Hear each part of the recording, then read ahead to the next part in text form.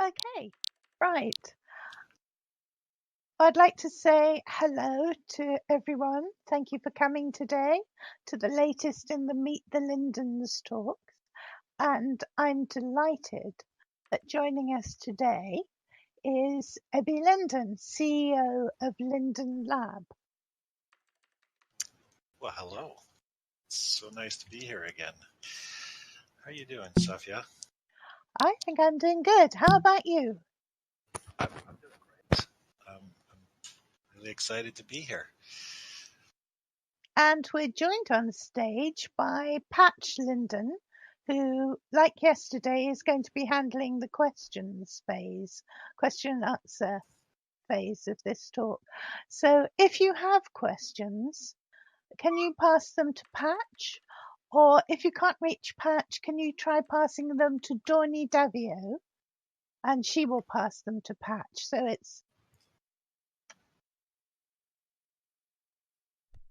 I'm just typing her name in chat so you can all see it. Okay, thank you so much for joining us today. I'm sure that people have got lots of questions to ask you. I know I've got quite a few to start us off. Let's get to it. So, when you came to Linden Lab, you already had more than 25 years of experience of working for companies like Microsoft and working on the Office range of products. I understand. Yeah. I started my real career at Microsoft in the late 80s and was there all the way through the 90s. 12 years. Wow. It was a phenomenal time and place to be. Mm-hmm. Before Windows, back in the DOS days, and Wow. joined the Office team after a couple of years before Microsoft Word 2.0 had even shipped. So yeah, and then I was there for Word 2.0, Word 6.0, Word 95, Word 97, Mac Office 98. So yeah, lots of Office and extremely successful organization and team and product. So it was a really good place to have my start and sort of software career, get off the ground. Now you're originally from Sweden, but you've been in the States for a long time. Yeah, born and raised in Sweden. I'm still a Swede. Mm-hmm. I'm here still on a green card, as long as they let me. Mm-hmm. And I came here to go to college. I was a ski racer and had injured my back, so my big aspirations about the World Cup and all that and the national team kind of fell apart. So I sort of went plan B and went to college where I could ski and study and experience the world, and landed at a really cool school in Vermont called Middlebury College, Mm-hmm. where I studied fine art and computer science.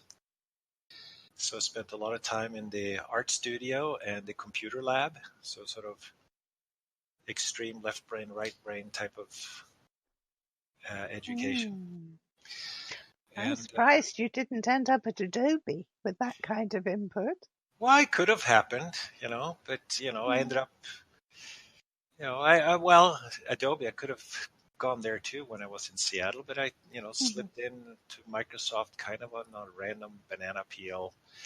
It wasn't really a plan. It was just, I had to do something before they kicked me out of the country because my visa was about to expire, and got a job, and, now I'm here still. Now, you actually joined Second Life long before the possibility of becoming CEO was on the line. Yeah, I'm good friends with my current chairman of the board. We were actually good friends back in college, and have by chance actually kind of shadowed each other. So he spent some time living near me and with me actually for a while when I lived in Seattle, and I lived with him a little bit when I moved to San Francisco, and now we both live in a community fairly close to each other still, and so um, we've known each other for a long time, and so I got exposed to Second Life quite early on by just talking to him because it was one of his early investments as a VC. Mm-hmm. And I got to know Philip and my son, who happens to work at the lab here for several years now, but he's actually working on the Sansar product right now. He had really successful time in Second Life at a very young age, creating content and starting business and providing, interesting experiences for customers. And I kind of fell in love with the idea and understood what Philip and Second Life was trying to achieve. And but it wasn't until many, many, many years later, well, as of about just over 5 years ago, that it came up that they were looking for someone, and it was the right time and place for both the lab and me to hook up and see how I could help keep things going here. And so I've have not regretted that decision for a second. It's been absolutely fantastic. It's an incredible group of people I get to work with. Uh, having the Second Life team is just an absolute, privilege and honor to have this team. And many of you have interacted with or heard from or get exposed to people like Oz and Grumpity and Patch and Brett, and it's just such incredible human beings. You also got to see a little bit of April the other day. So everybody's just incredibly passionate about the product, and so it's just an absolute joy to work with the team and trying to not just trying but also and so that's just been a very, very joyful ride for me so far. What would you say are the aspects of the job that you love most? Probably diversity. And it's diversity in multiple axes. It's diversity in people, diversity in use cases. Kind of sounds boring, but the way people get value from Second Life is incredibly diverse. For some people, it's a means of expression. For some, it's a business. For some, it's health. For some, it's education. For some, and it's just that breadth and depth of ways that Second Life benefit people makes every day kind of a fresh new day. It's not always the same thing. So it's the complexity, which is sometimes challenging, but the complexity of the product, because we're a platform with tools for people to create these worlds. We're social. There's an economy. There's all these different aspects. So there's always new and challenging and interesting topics that come up. It never feels old. There's so many still after an incredible 16-year run. There's still so many incredible opportunities for what we can go do. So after having worked for at the Office team, or especially Microsoft Word for so many years, you reach a point like, what else can you do with a word processor? You start going like, okay, been here, done that. But you just this is just a subject matter that I just can't get tired of because it's always interesting dynamics, whether there's social dynamics or technological challenges or economical challenges. Just like you always have to learn things and discover new things, and just constantly being like incredibly surprised with what people are able to do and achieve. So it's just constant surprises and discoveries and learning, and that combined with the incredible team here and the passion here at the lab, it makes it a joy.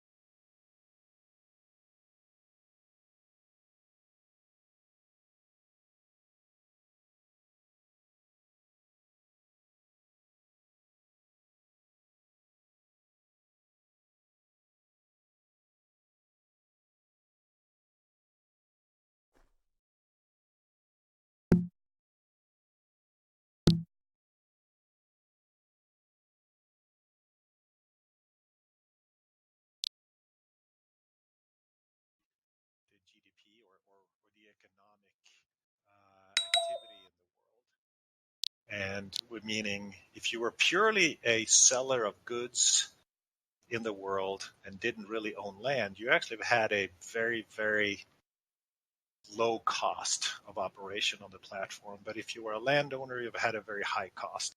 So I can understand as we make this shift, you have people that have benefited from very low fees on transactions, feeling that things are getting worse because they're getting charged more, and people that have owned land will feel some relief because we've been moving it down, in steps, and we've had to do this carefully over time, because if you snap this change radically, then you could destroy businesses, you could take huge risks. So we've tried to figure out the right pace at which we do this rebalancing of the economy. And as you noticed, and as we communicated a while ago and kicked in gear, I think early this week, with these new fee structures, that was an additional step in that direction of trying to create a more well-balanced way for us to collect revenues, and that's what's been going on. And I think it's still even after these last changes, I still think land is too expensive. And I still think that there's more opportunity for us to monetize transactions a bit more. I mean, even fully loaded, when you sell something and you sell your Lindens and you redeem your Linden dollars, it's for real money.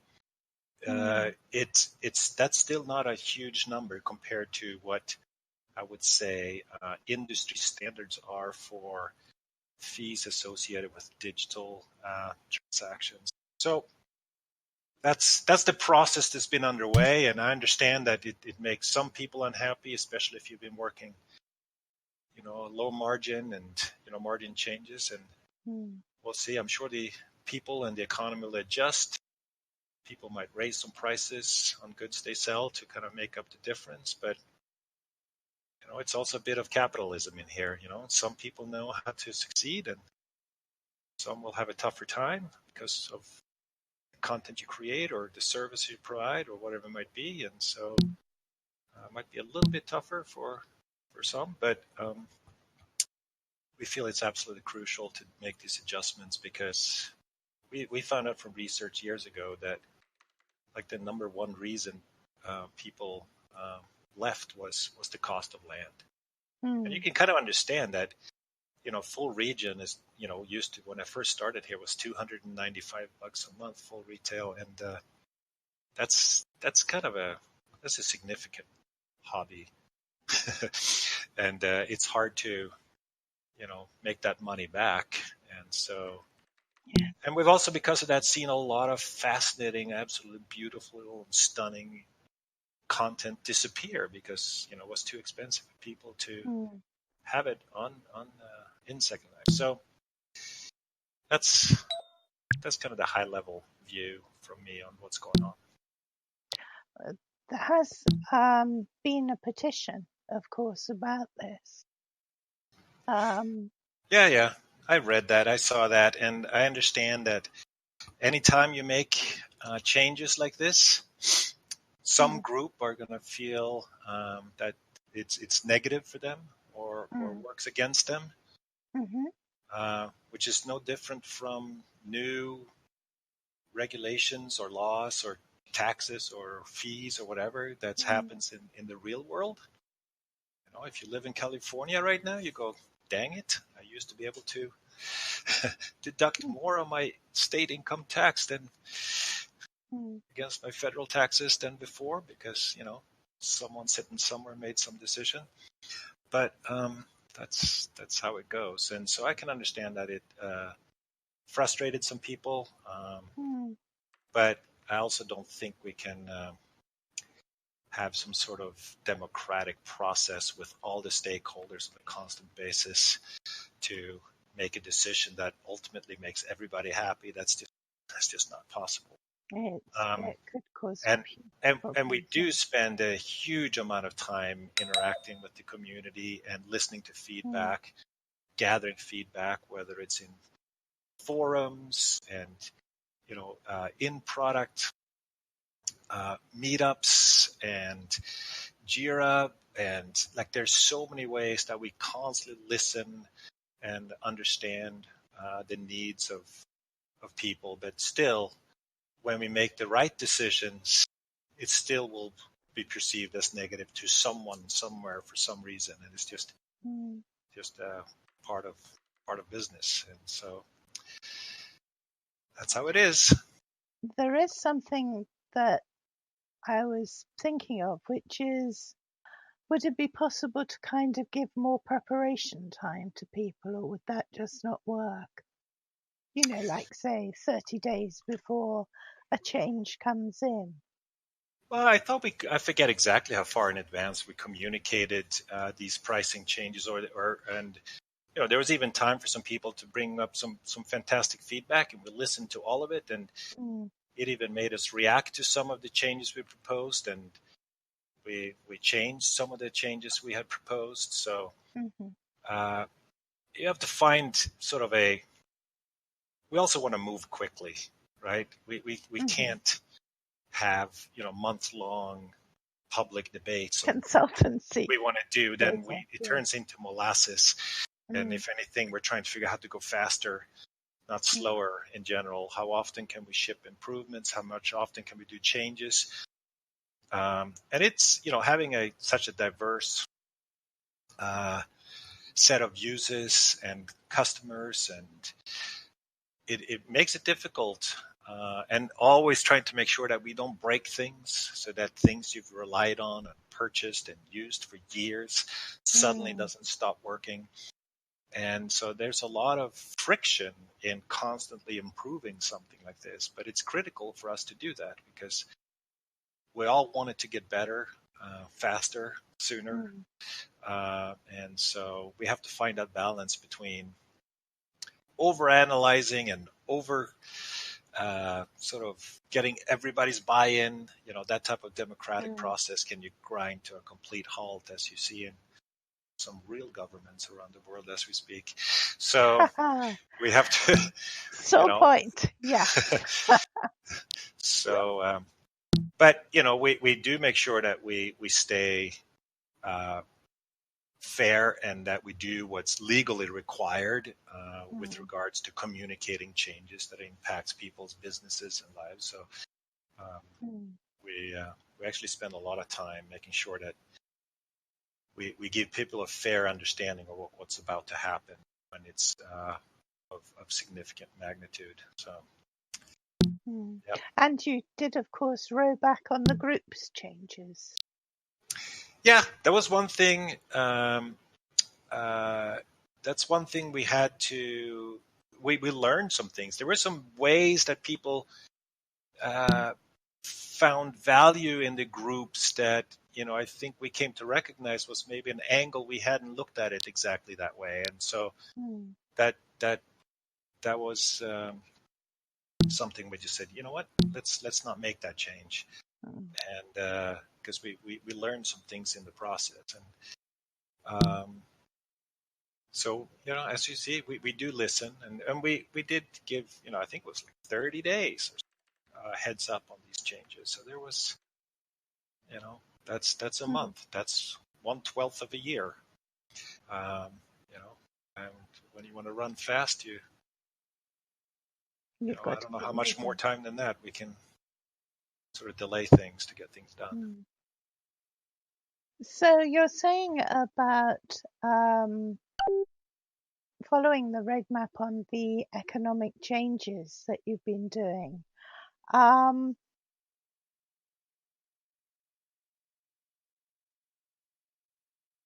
People can feel very proprietorial about Second Life and very passionate.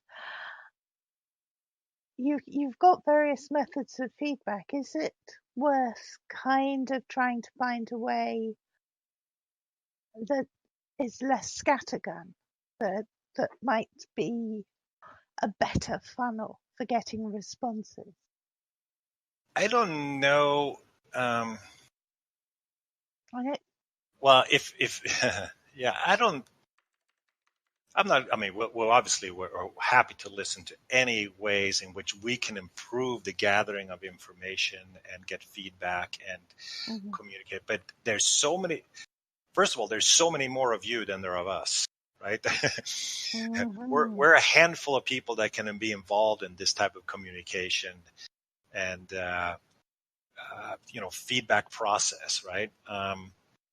There's even though there's like 100 people here working on Second Life, there's only so many that can go out, primarily sort of product managers and customer service that interact a lot with users and listen to feedback and spend time on forums and spend every minute we spend time talking to people, which are very valuable. We're also not at the same time doing a lot of other things, right? So we have to find a balance between how much time we can talk to the world about everything we're trying to do and spending the time actually doing it.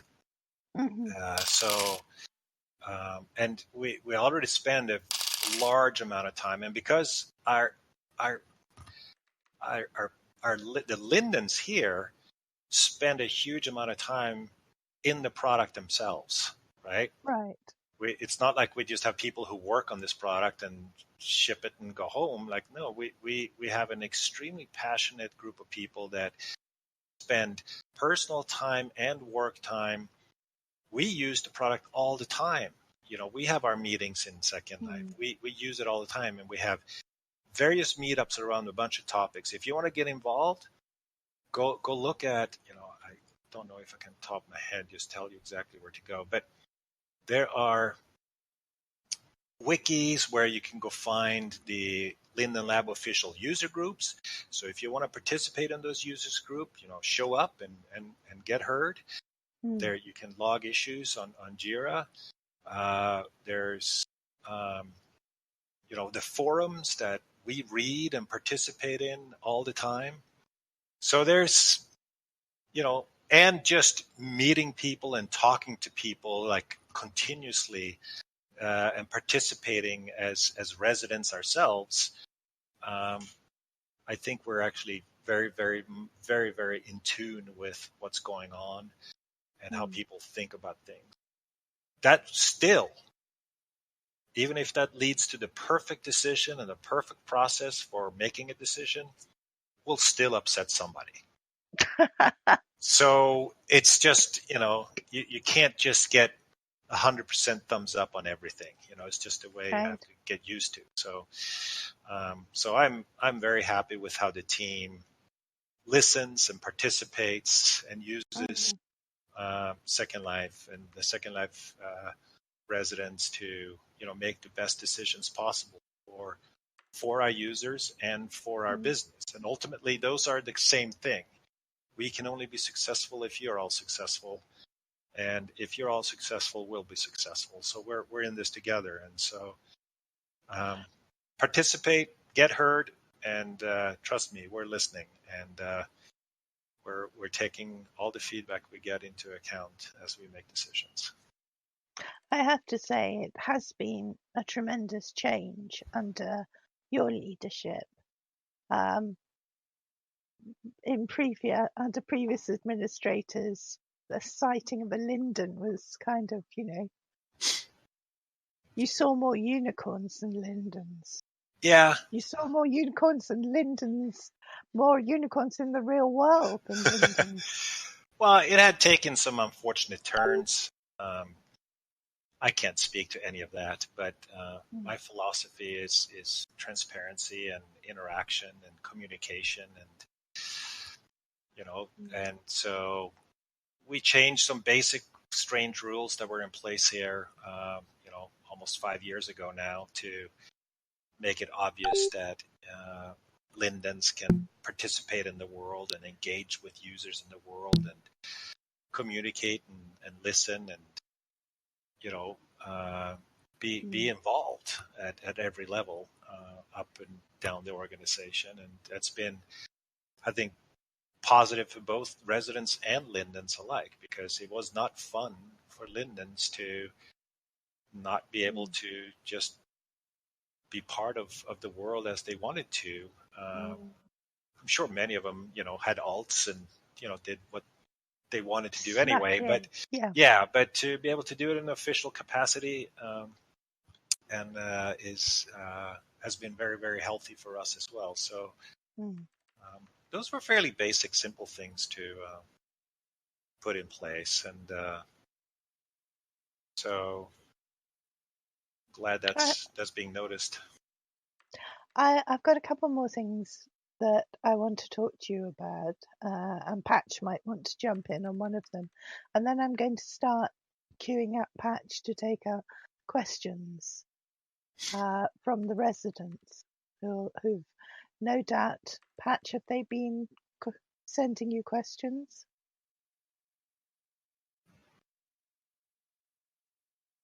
Patch is awfully silent. No, I've gotten a ton of questions, so. Okay, great. A couple of things. One is a sort of think point rather than necessarily a question, but it's something that someone brought up to me today. And it's something we've actually done a Designing World show on, and I wondered if the lab have any thoughts about it. And that's how sometimes creators in Second Life can pass, sometimes very unexpectedly, and sometimes their departures can be more planned, but sometimes they happen suddenly and they're quite unexplained. And I wondered if the lab had ever thought about formulating suggestions for what residents can do. It's a fairly gloomy topic, but Yeah, I it's know that, also potentially yeah, very. go on. It's also potentially a very private topic. You know, Yeah. what do some people? You know, how do we make assumptions on what their preference would be if? Yeah. So. At the moment, Yeah, go ahead. yeah. I was going to say at the moment, I mean, it might help encouraging people to make kind of virtual wills as to what they want to happen and suggestions. I'm just thinking about this because, you know, it's an issue that has come up several times, and it can be,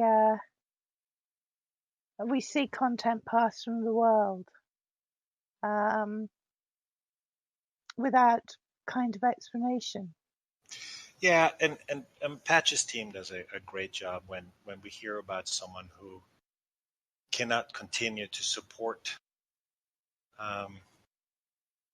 the worlds they've made. You know, what is their way to transition those ownership of those. Um, you know, sometimes we've even taken them on to keep them up at our dime too, because people wouldn't want to see them go away, and that's you know, content and experiences. You know, you see some communities doing, you know, wonderful things when they've lost friends, someone passed or something like that. I don't know if Linden Lab really can be in the business of sorting out a way for all of these coming these goings of whether it's content or people in some more in some sort of in a helpful way. I mean, there's so many communities in so many languages. You know, it would be really hard for us to keep track of and be involved in that kind of social changes and impact that occurs. I mean, just for us to just keep this thing running and keep it safe and keep improving it and giving support to all their technical issues or whatever is have our hands absolutely stuffed to the brim with work to do every day. So I'm not sure we can take on a more social responsibility with regards to that. But again, open to suggestions if we can be helpful in some way. But I do see a lot of people and communities doing fantastic things for each other to support each other, and you know, I think if we can create an environment where people take care of each other and support each other as we see you all doing for each other, then I think we've done a lot to enable that to happen. But again, happy to hear if someone has some suggestion for how we could be more actively involved in those kinds of changes you're talking about. I can't think of anything on top of my head that would be efficient use of our time or help solve the problem in a meaningful way. The other question that I've been asked about is people who are living in private estate communities are slightly concerned. Well, this is Second Life, some of them are very concerned. But they're concerned that the popularity of the new Linden communities that are springing up around the new Linden home might impact on their communities. The people I've heard talking about this have been in, for example, the steampunk communities, and which are very strong. Yeah, so I think you're talking about, are we competing with our own creator, with the creators in the community, or the community organizers by creating our own sort of Linden operated world as opposed to just being a pure platform company and just leave all of that to the creators. I mean, I think it's a good thing for us to be involved in for several reasons. One, we really need to not just build a platform, but also use the platform. So some people call that eating our own dog food. So having teams here under Patch who build content and social communities and experiences teaches us a lot about how we can improve the product, not just for ourselves, but for everybody else to be able to build better experiences, better content over time. It also set some examples for what's possible when you do a significant investment that the team and Patch and his team has done to create this kind of experiences. And the positive feedback we've gotten from this has been absolutely incredible. So maybe that helps lift the bar a little bit for what does it take to create an amazing community experience. And so maybe we help push it a little bit further in what the expectations are or what is possible. There's also we also have to think a lot about how easy we can make it for an inexperienced users to get involved in Second Life. And Second Life is not an easy product for someone straight off the street to understand and how to make it work for you. You have to put some effort into Second Life becoming valuable. It's not one of those, you hop in and you click a button and poof, it all just happens. You have to invest your own time to understand how to make it work for you and be valuable to you. And so it's important also for us to lower that bar of how much you have to understand to get engaged with the product and become a retained user over time. Then maybe you find that, okay, I could easily slip into, Patch's Linden home. But then maybe after you've been here for 6 months, 9 months, 2 years, whatever you go, but look at that steampunk place. That is actually something that I find fascinating. I'll move over there. But I think we have to take sort of a responsibility in sort of the whole onboarding and ease of use of new users.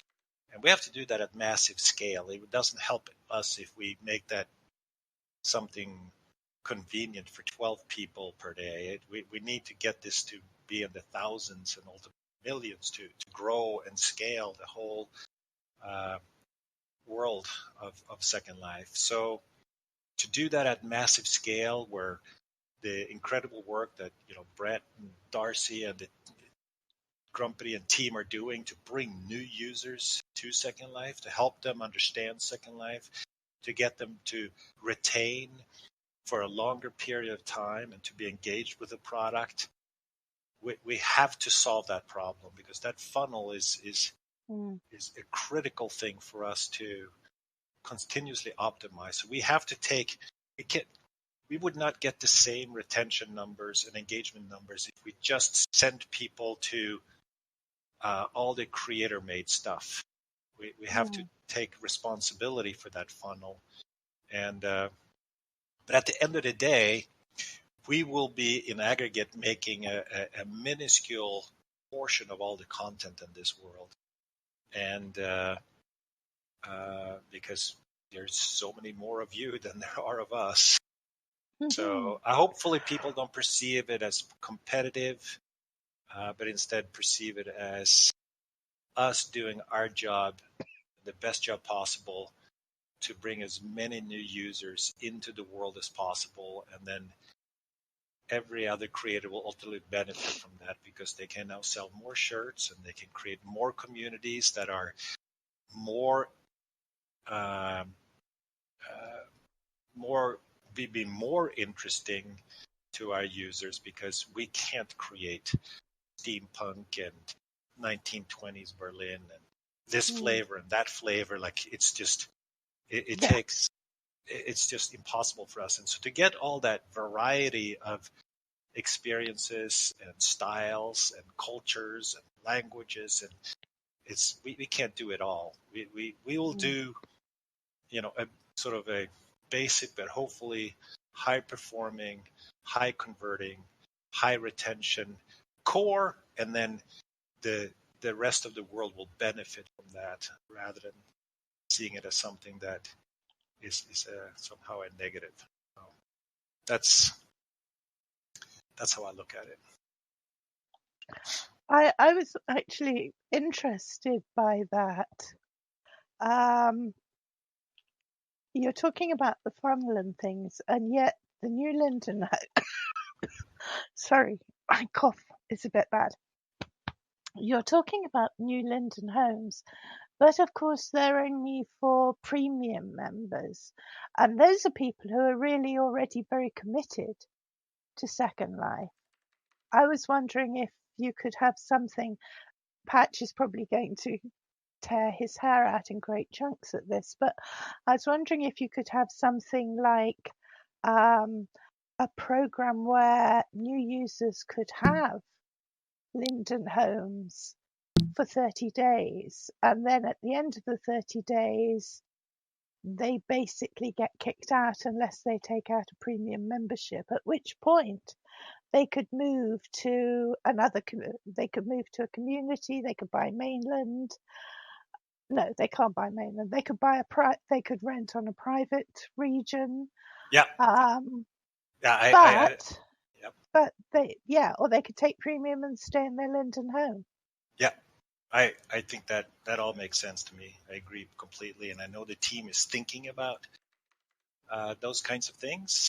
How do you get someone to, call it a trial starter kit, and how can we ultimately make it easy for people to discover where could I go beyond that trial? Whether it's a Linden home or steampunk this or Bay City that or whatever, that there's possibilities for them to go where they can sample and try different communities and ultimately, hopefully, find, their their preferred place to be and live for the next period of time, and find their community and find their home. Just like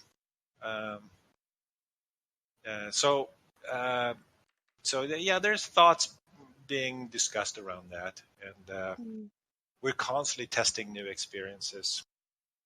And is it giving people something to do? Is it giving someone a place to live? Because that's not even necessarily true that everybody's looking for a home to rent and live in. That is a subset of the users that's something that is attractive to them. For other people, it's playing games. For other people, it's listening to music. For other people, it's performing. It's a huge variety. So it's not sort of one size fits all here, and it's not necessarily an expectation that 100% of our users are going to have a home. That's one piece of what is interesting to some people. So you don't necessarily want to have a funnel where the entire purpose for everybody is to go get yourself a home. That would be counter to wishes or needs of other segments of users. So we have to find that balance of how do we find out what you want? What are you looking for? And how do we get you to what you're looking for as quickly as possible? And that's the complexity of this world we have here, that there's so many options. And I've kind of likened it to a little bit like we kind of drop you off at the airport and then say, good luck. Figure out what you want in life, right? And you have to have your own motivation to spend the energy and time to go discover what is relevant to you.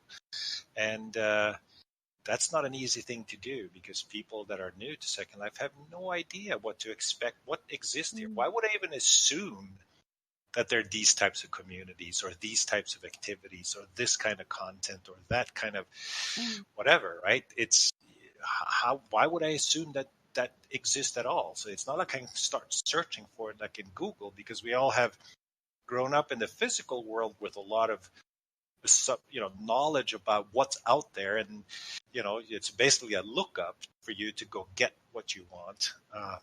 Whereas in this virtual world that people get sent into, like the first three things they see or one thing they see, that's their entire assumption of what the entire thing is. And so giving people these, and you can't blast them with, here's 100 options for you. Oh my God, people don't want choices like that. So finding that simple onboarding, but also gives them a clue that there's way more out there if you just go look, is kind of an interesting balancing act. And we're constantly testing and trying to figure out the best path to lead users through. And it's not just one path. You can have different messaging up front for certain different types of segments of users, and you set the expectations for them, and then you try to take them down a path where you deliver on that expectation, where they feel that the thing they wanted to go get, they actually do get. So it's not, again, one size fits all as far as how to drive new users into Second Life and get them to understand and stick around. So it's a complex puzzle, and the team is constantly iterating and trying different messages, different paths, different experiences, and see which ones perform well, and constantly measure and test, A/B test for what works better, this message, this experience, and we do most of it. And there's also community gateways and other ways for the community and residents to try their own flavors beyond what we're capable of, because we can't message every subject matter to every potential user and match every part of Second Life with some user. That's just too big of a puzzle. So we have to figure out on some sort of the sweet spot, and hopefully with a lot of help from you all, you will find niches and special ways of bringing in users that we can't get to in the long tail of things. So, yeah. I'm going to throw it over to some resident questions now. So, Patch. Yes. Ready? Mm-hmm. I got a good handful of them here. First one from. I was just going to say, Ebbe, how long can you stay? I don't know. How much energy do you guys have? we got some time. I think. Careful now. I was here for almost three hours after on Monday. Yeah, no, we're not going to go 3 hours. I'll take a peek at my calendar and see if I have a hard stops. All right. So first question I've got here from Callie Klein. She was wondering why we didn't get much more notice on the cash out rates changing. It's kind of hard to plan and stuff with your business. It also kind of picks at the confidence when a pretty big change like that is made so suddenly. She wants to know what she can do to keep her confidence up, when things like this happen in the future. Well, so first of all, like I said earlier today, that I've been saying that we're going to be doing these kinds of changes for years. This very specific change we just made, we communicated 30 days in advance. So I don't know that, we could do a whole lot more than that. Like I spoke to earlier, at some point it just becomes a massive amount of friction for us to be able to move forward and make changes that we know we have to do for this business. We know what we have to do And we're just then trying to make sure we do it in the smartest way possible. But there's certain things we just have to do. And so sometimes it's not really up for debate as to whether we can or should do this. And so we want to give people, a fair amount of time to decide whether that's something that will work for them at all. So whether they therefore decide that this is not a business that's going to be sustainable for them, they get a heads up that they can now change tracks, or are there things they have to do within Second Life, whether it's changing their business model or their pricing to absorb the changes that are happening, to make sure that they still have the margins or a business model that works for them. So I think 30 days is about right for something like this. It's basically 10% of the year right there, pretty much, when you take vacations out and everything else that's going on. So, 30 days for these types of pricing changes, I think, is a fair. But I think then also in between, we need to keep iterating what our long-term goals are, and so that people can be sort of prepared for what may come, even we don't know yet the specifics. But pricing changes, lower property taxes, higher consumption taxes, if you want to describe it that way. I think it's a very rough, it's not necessarily the correct way to describe it, but it's something we've been talking about for years, so this should not have been a surprise to anybody. Yeah. A little bit of a follow-on question that's pretty interesting too from her was, if creators, large creators and stuff, were to come up with ways to grow Second Life, do you potentially see an opportunity for some sort of incentive, or maybe a reconsideration on the higher rates, if growth was shown through various ideas and actions taken by people? I'm not sure I fully understand the question. Like, would we change our business model if people came up with different ideas for how we could generate growth with a different business model, or is that the question? No, potentially this is aiming back at the increased cash out fees. Would you consider an incentive that might reduce the cash out fees for certain creators if they came up with a Second Life growth plan that actually took footing and grew Second Life in some meaningful way? I don't know. I don't know. If someone has an idea for how we should grow Second Life and you haven't told us about it, like, damn, what the hell? Like, tell us. We were all ears for any ideas that would help us grow Second Life, because that's going to benefit all of us. And so please share those magic ideas for how this growth can happen.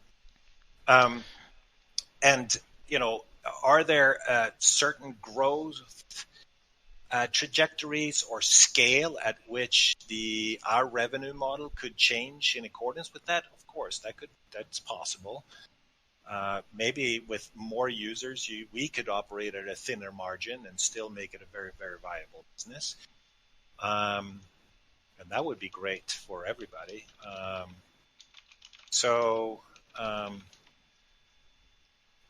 I think smaller businesses probably have to have higher margins to make it viable. And, Amazon has a business model of like minuscule margin and make it up in volume. And so, I'm all cool with that too. And then which is kind of separate from which part of the business do we collect money from, and what types of users or what scenarios do we get our revenues from, and making sure that's a good balance with what gives opportunities for creators. Because if opportunities are not there for creators, then the content doesn't get created, and if there's no content created, then this whole thing falls on its face. So we have to make sure that we're in good balance between what works for us and what works for the community at large. But yeah, First of all, please, if you have ideas for how we can grow or what you can do to accelerate growth, please let us know. Yep, what certainly. About, and I was going to just dovetail onto that, and certainly if people do have ideas and stuff like that, I'm all ears. You know how to get a hold of me. Most of you do. And I listen to these ideas all the time. Go ahead, Sadia. What I was going to say is, why not have a Linden Economics Prize and get residents to actually send in ideas in order to win a prize? Yeah, I know we have special sort of groups and forums or where we interact a lot of people with kind of maybe more technical productive things, but maybe there's a reason to talk more about have groups or some sort of process where we talk more about user acquisition, retention, economics in general. But I have to make sure that the people here that spend energy on that would have time and energy to really engage with that in a more formal way. It's a really complex topic. So, and it's something we've been doing for a long time. So even people that want to contribute to that dialogue would have to invest a lot of time and energy because just us having the same conversation with people over and over and over is not necessarily the best of our time either. So, yeah. It's not something that it'd be rare for someone to just have some magic ideas that we haven't heard or seen already on this topic. And if we engage with people, we might be spending a huge amount of our time just educating people on what has been tried and what worked, what doesn't work, and why that could, rather than actually, moving forward. So it would be a fairly substantial commitment for anyone who wants to help push that forward. So I'm just saying you're signing up for something if you really want to help us out, not just throwing out ideas, because we have a million of those. We've been through a lot of them as well. So it's not easy. If you want to help us there, you really roll up your sleeves. Yeah. Otherwise, you would have done it if it was easy. And we probably have done it. So. Yeah, indeed. Yeah. So one more kind of economy-related question. If Vic basically asks and says that if he understands correctly, the cash-out fees are a path that we all go down together, right? Where do you think you see the final step? Is there some percentage ceiling, like 20 or 30% at some point someday? And then, like, when you hit that ceiling, is land going to be like zero? Or, what are your thoughts on what that future might look like? Yeah, I don't think we're going to go to zero for land. And it's not like we're going to just flip it from one side to the other side of that equation. It's a matter of finding a balance. And I don't know when we believe we've achieved sort of optimum balance. And then, it could be that, if you reach a certain balance and also some meaningful changes in the cost basis of all this stuff, where you start looking at how can we lower prices overall, basically the Linden Lab margins on the business, because it actually generates growth, and we make it up in volume what we don't get on margin. So I think that's really hard to predict. I think we want to be very careful. I think we want to do it by step, and we also want to try and keep it simple. I mean, we've discussed, should there be fees on transactions? My God, the different types of transactions. What about gifting? What about skill gaming? What about, purchasing certain types of content? Or what about services? And what about, like, you don't want to end up with something like, the U.S. tax code here. That would be just insane, right? So how do you keep it simple, understandable, to operate and understand. Where also when you start having variations and flavors, then people find all kinds of ways to sort of get around it, and now you start creating incenting a lot of strange behavior. So keeping it simple, keeping it fair. Um, I would say for some users, the business model we've had has been unfair for some users and really, really attractive for other users. And so how do we find the right balance where the value that people get out of the product is sort of the cost of that value is reasonably evenly distributed, I think is something we're still moving towards, because I think it's been out of whack. And I don't know exactly what that is. But, so when I say that sort of digital goods transactions on planet Earth tend to be in the 30% and higher, look what we have to pay distribution of digital to Steam for Sansar, or what we have to pay Apple for distribution of our content on their platform. There's 30%, or lots of these types of digital marketplaces. They're varying rates. You have 70% in some goes to the house, 30 in some other places. We're way below that. And I want to stay below that.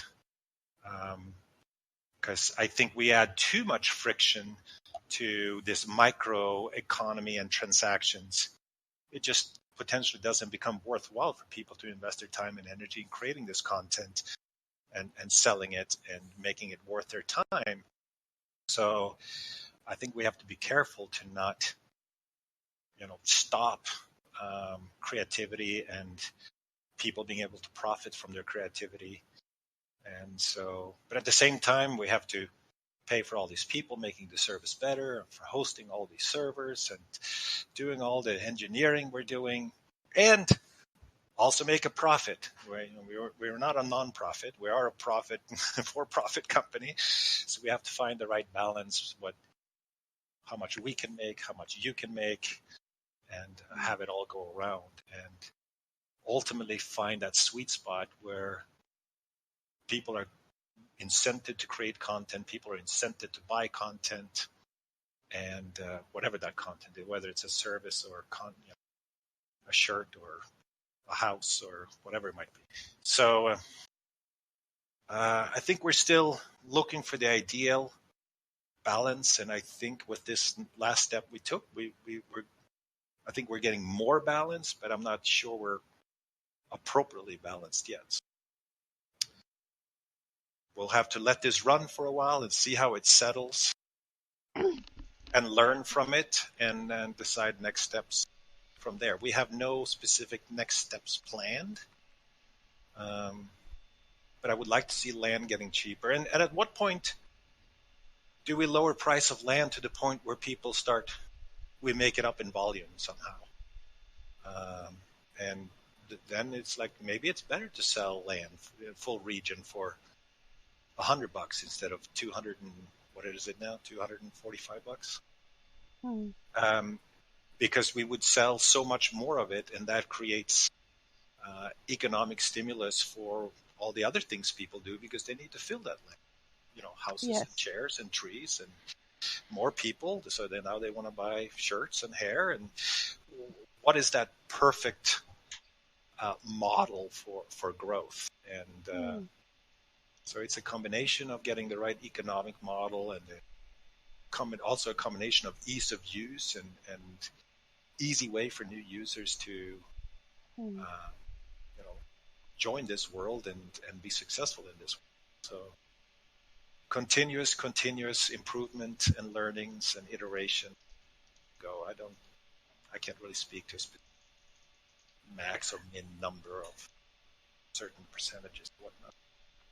There's a very lively discussion going on among the audience with a rather creative idea for raising money, which is that you should impose a tax on ban lines.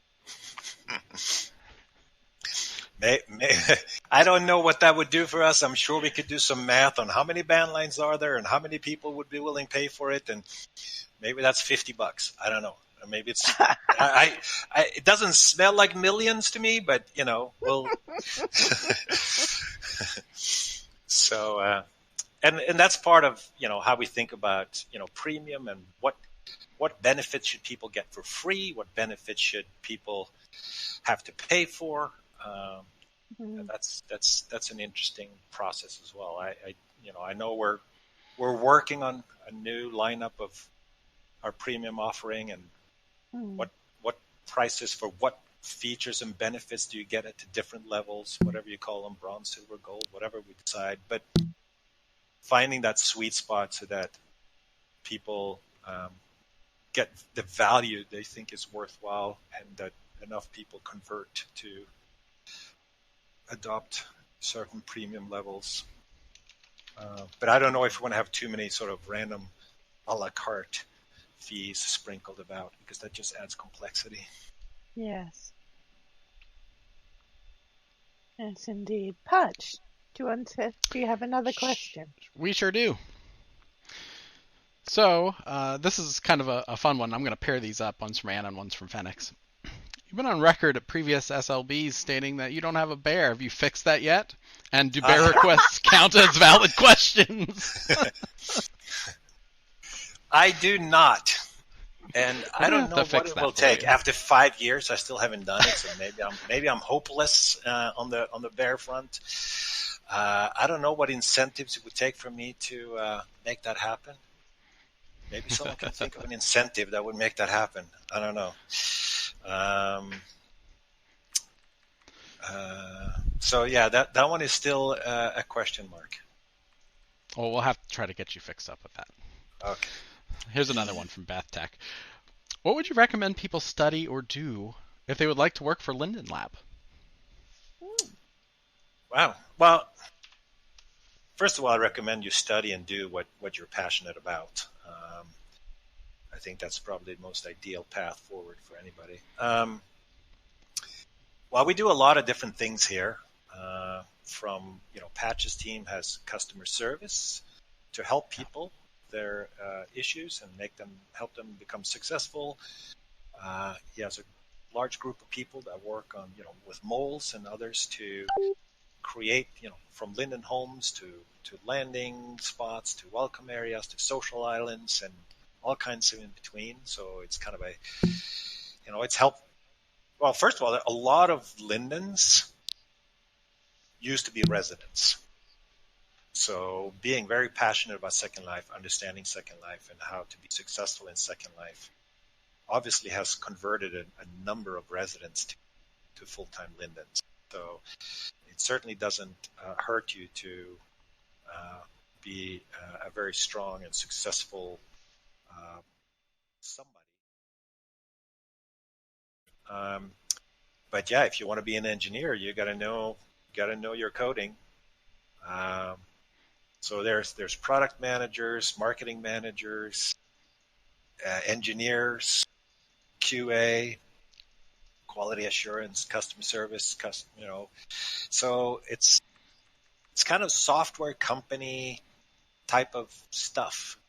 We're a software company, and like most software companies, they require all that types of skills.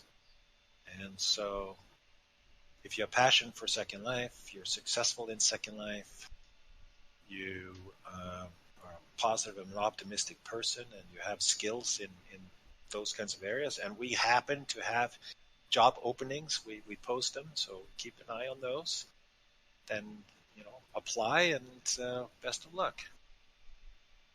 You certainly, someone just asked in chat, do we have to live in Seattle or San Francisco to be a Linden or a mole? And the answer is, I can say no. That's right. Second Life team is very distributed. We are obviously working on a product that is virtual, and it doesn't have physical geography, and we use Second Life and a lot of other tools to be a very highly distributed and highly effective team. We have people all over the US, We have very, very, very few, and only in special cases, people outside the U.S. So if you're outside the U.S., its chances are fairly slim because it just creates a lot of extra HR and complexities to deal with other jurisdictions. Even some states in the U.S. are more complicated than other states. We don't necessarily have an easy way of having full-time people in all states in the U.S. But no, some roles might be more dependent on specific geographies, but most actually do not. So we have offices in Boston, Seattle, San Francisco, Virginia, where we have decent sized clusters of employees in offices, but Second Life people are, or in Atlanta as well, where Patch is. Yep, we just talked about that on Monday, in fact. Yeah, so we're geographically distributed both with our offices and then a lot of people working from what we call the Moon Lab, which is wherever you are. We have us, Right. in New Hampshire, and we have Brett up in Washington, and so we're in all corners of we're Boston, Washington, California, Florida, Atlanta. We're all over the place, and we don't mind that at all. We're so used to working in a distributed fashion. We just hired another QA person. He just accepted our offer today, and he's out of Florida. Works for us. Land of the mouse. Yep. And and that applies to the lab people, but the moles come from right across the world, don't they? Yes, they do. We have a little more flexibility with the moles because they're freelance contractors. Yeah, not full time. Yeah. Different HR requirements. Yep. Ready for another? Yeah. I've got a good one from somebody that I actually work with very closely, Stingray Raymaker, with the American Cancer Society. Thank you for all you do to support us and other nonprofit missions in the virtual world. Sometimes we get questions about whether the dollars raised through our events are reaching the American Cancer Society. We do as much as we can to educate our volunteers and supporters of the process. Have you given any thought to how Linden Lab might be able to publicly legitimize the verified nonprofit organizations and events in Second Life? Wow. I mean, I would love to do whatever we can to help in that area. I think Brett would be the right person to figure out how to communicate that legitimatization that you're asking for. I mean, I've always thought it as a legit. So if it sounds like there's people that suspect that it's not legit, or is it just awareness he's asking for? So, but obviously we are very, very excited and motivated to support fundraising and nonprofits, from special pricing, from special support, from special marketing help we can do to give success to these organizations and people that manage to bring so much positive good to the world. So I don't know exactly what we can do more, but Brett would be a perfect person to talk to about how and what else we could possibly do to make these organizations even more successful, because they're awesome. Yes, indeed. All right. Ready for more? Okay. Yeah. All right. Got a question here from Evangeline. Where do you imagine or would like to see SL in 10 years' time with technological advances or other factors? And there's kind of a part 2 to this. And how is Linden Lab planning to keep Second Life moving with the times technologically so that the world continues to attract new generations of users in the future who may have different expectations to those in world currently? Yeah. Wow. Yeah, that's a race.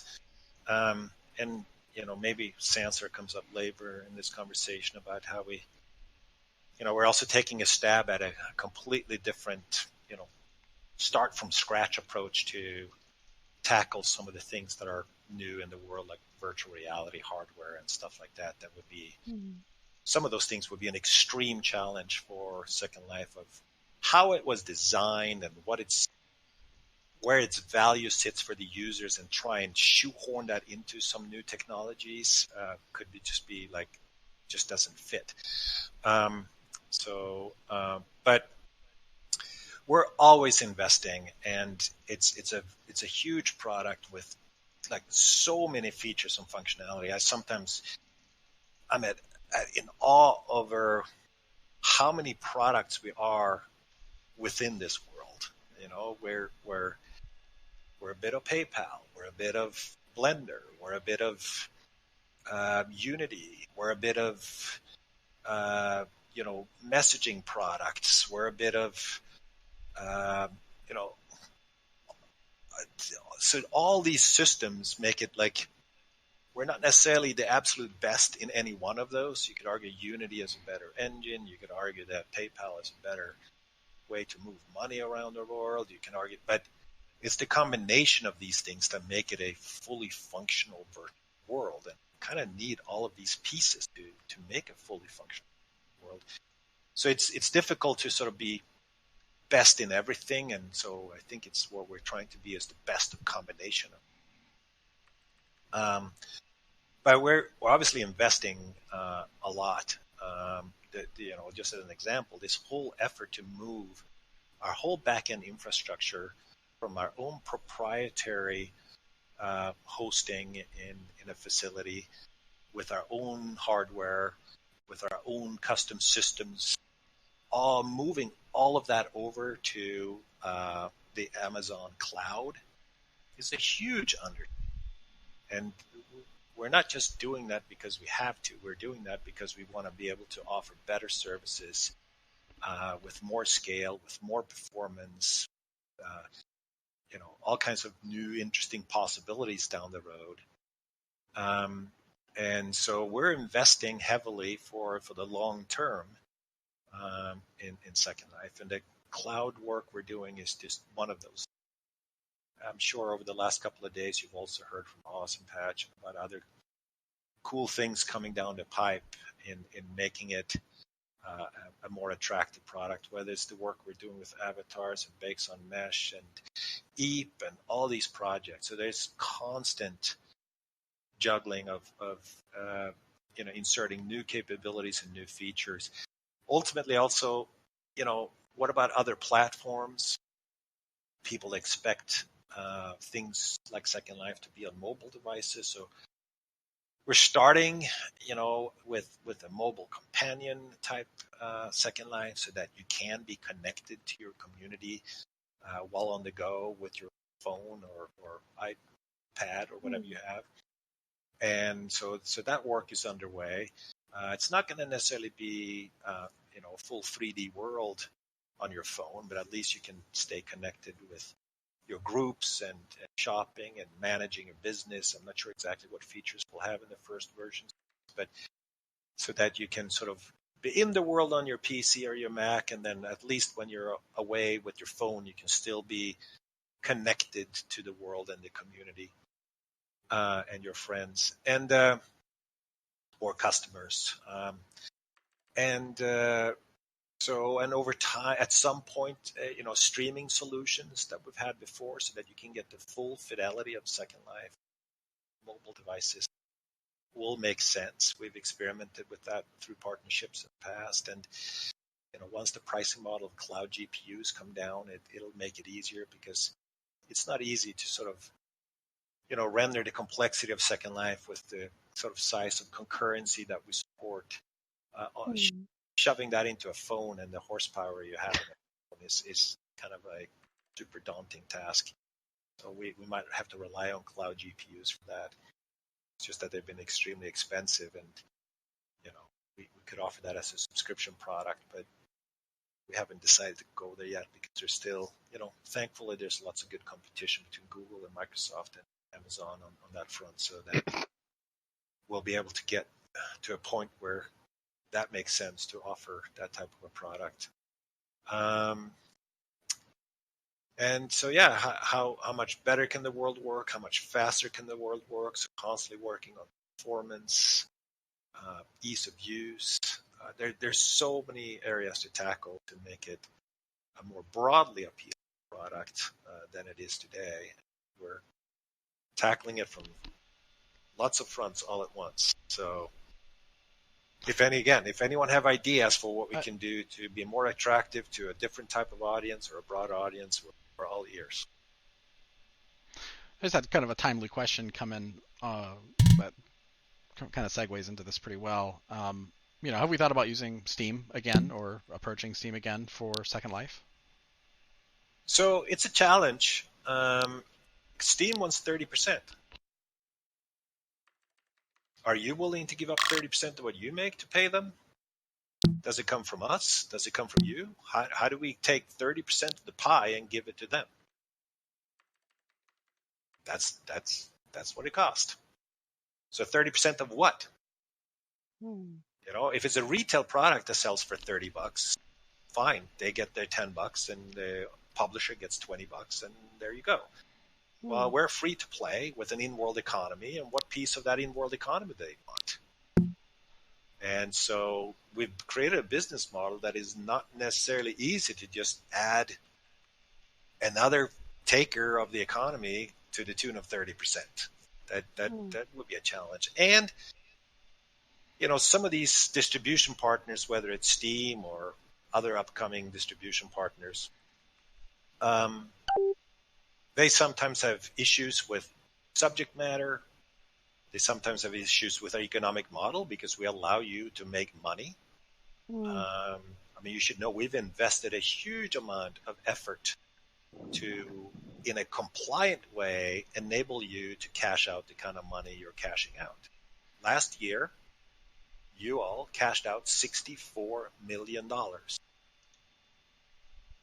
So we're basically a money transmitter because some of you take money, put money in the system and give it to someone else and they cash it out. That is a transmission of money. And there's a huge amount of compliance and legal wrangling that has to be done. And we've now have money transmitter licensed in every state in the U.S. And that's a really arduous, long, hard process to have all the KYC and AML and OFAC and all these processes that it takes to be a legal money transmitter. And even though we have all of these licenses and we're fully legit in how we do this, some of these distribution partners still get heartburn over this because they try and figure out what liability are they taking on with how money moves between users. And sometimes they think it's anti-competitive with it. So it's never an easy thing to just say, oh, let's just put it on Steam, because it severely changes potentially product offering and the business model that you can have. And some of those things are quite set in Second Life. So if you guys thought, tweaking the cash out rate was kind of a extreme, then, if you want to distribute on Steam, then, some much more extreme things would have to happen. So it's currently not in our plans. Okay, Patch, I think we've got time for maybe 1-2 more questions. Yeah, maybe 1 to 2 more. I've got maybe one that's a little longer. Skylar asks, or says, since Second Life has been around since 1999, basically, many virtual worlds, such as there.com, have struggled to stay alive, especially after the Depression of 2008. What made Second Life stay afloat and still able to earn revenue, as well as to be able to continue to grow? And also, what suggestions do you have for other virtual world starters or current virtual worlds to be able to achieve the success that Second Life is at? Oh, don't tell them. Don't tell them. Like I'm supposed to give away the secret sauce? I think it's a bit of magic. It's kind of, sometimes it's timing and a combination of magic ingredients that make it all work. And it's not easy to just get that magic but better, because sometimes if you try and make it better, you make it different, and that removes some of the magic. I think it's a combination of timing and magic and the degree of freedom that we have allowed or enabled, that's, probably, I think, for a lot of companies quite uncomfortable. And companies tend to, for various reasons, to reduce risk or reduce exposure or reduce legal issues or whatever, tend to want to have more control. And I think we've been brave enough over the years to allow for a lot of, us not having excessive control over what you can all do. And so that sort of level of freedom, I think, is unique. And then there's some unique combination of freedom of expression, the economy, social. And I'm not sure that it would be as easy to do. Actually, I mean, I'm pretty certain. Also, when Second Life came about and when it got traction, there were fewer alternatives on the market. Today, it's very, very crowded for ways for entertain themselves on their PCs and have social experiences, whether it's Minecraft or Roblox or Fortnite or all these things that people do. So it's a much more crowded field today. And that was even Second Life invented in a lot of interesting ways. Social, I mean, you didn't have Facebook back then. You didn't have, so it was early and brave. So we got to thank Philip and a bunch of people who are here early on. Some are still here. For making some really ballsy, tough decisions back then that were not necessarily comfortable or easy, but made it work. It's extremely unique and magical in that way. And we're trying to figure out how to sort of carry that on and grow it, even though it's, I would say, more difficult today than it was back then. It's easier technically today, but it's way more crowded and people just have so many more options for what to do every day in their lives that it's harder to cut through today. I was thinking that a big competitor that you haven't kind of mentioned is phones, because back in the day, there weren't cell phones. There were, basically just mobile phones. And now, of course, people will spend hours. I was reading something today that people spend 3 hours a day playing Candy Crush, of all things. Yeah. So I don't know if, well, maybe some of these things have made us dumber and we're willing to spend more time doing useless things like Candy Crush, my opinion. But, I think I'm hopeful that there's still the same number of people out there that want something more meaningful than that. But I think people have less tolerance today for investing their time to get what they want. So there's maybe that people's attention span or how much time they're willing to spend to get something of value has constantly been reduced, so that the expectation is I click on the button and I get what I want, and if I don't, I'm out.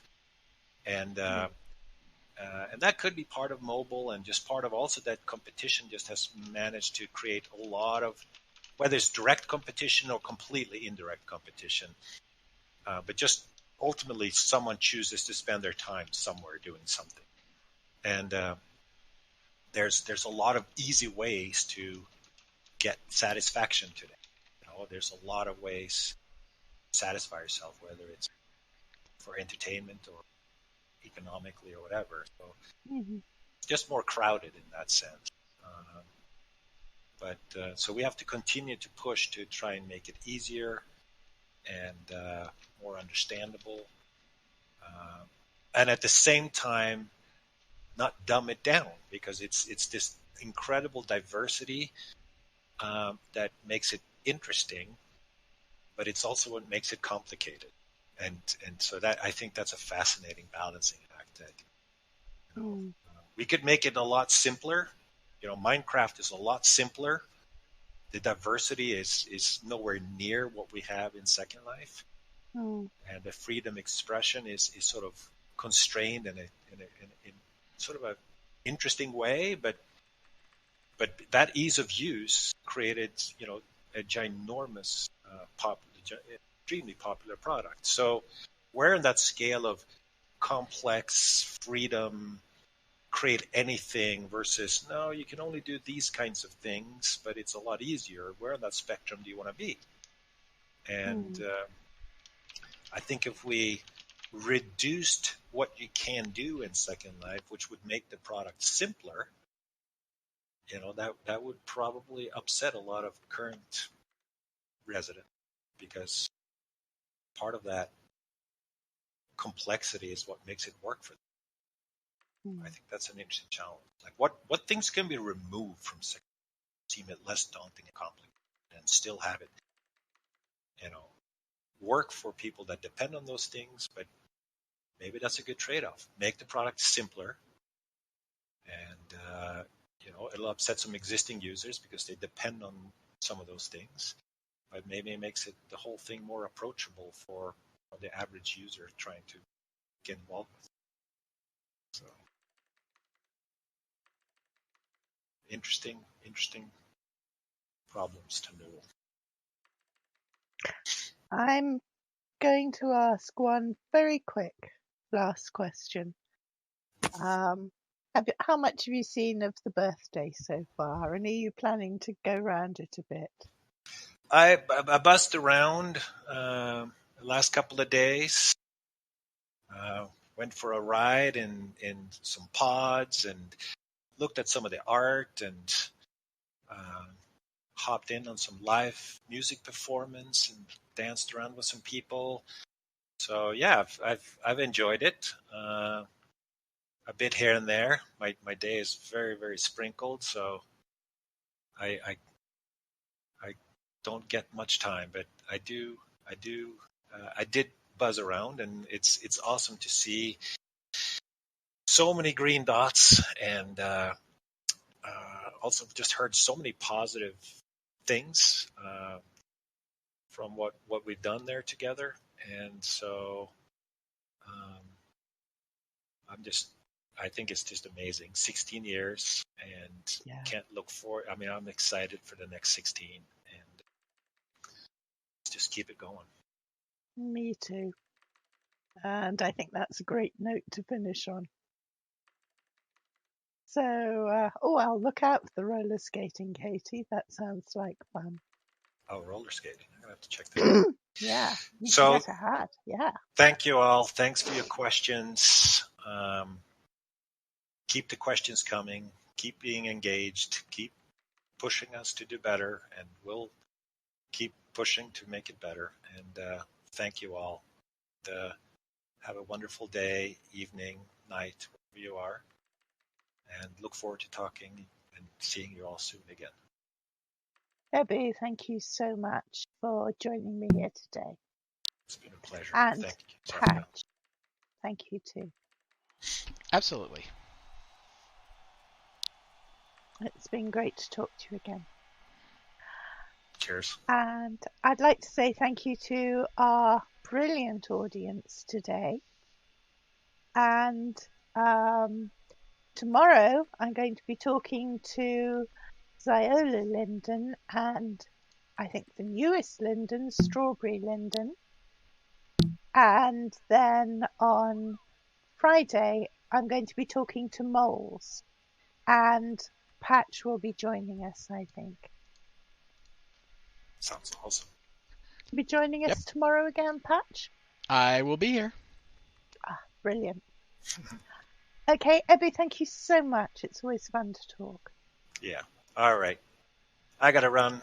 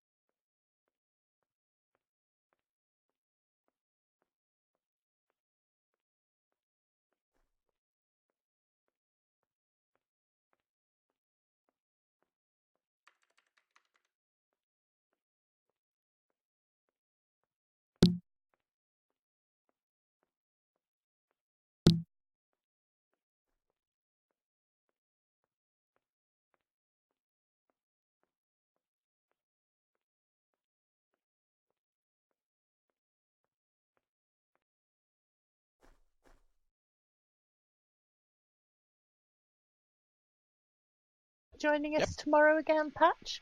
I will be here. Brilliant. Okay, Ebbe, thank you so much. It's always fun to talk. Yeah. All right. I got to run. You're all fabulous. Bye-bye. Bye. Bye. Thanks, everybody.